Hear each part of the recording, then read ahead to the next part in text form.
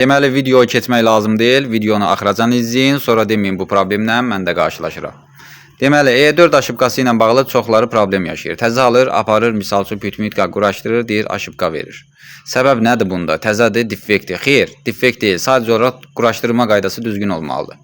Alırsınız, aparırsınız, düzdürmü? Bəziləri var, indi bilmir də olar, bilməyəndə nə olar ki, bilməməyə ayıb deyir ki, öyrənməməyə ayıbdır. Yəni, bacadan keçiddir. Fikirləşmir ki. Bunu çıxartdıqda, bax, görürsünüz, bax.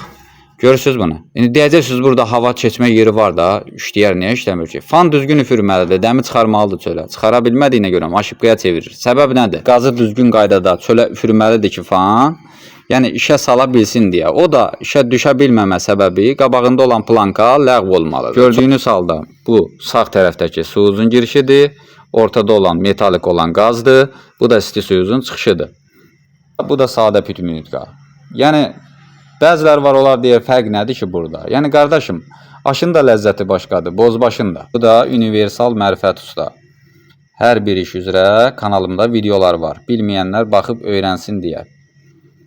Yəni, hər bir işə dair var. Bu da universal mərifət usta. Sağ olun, Allah amanında.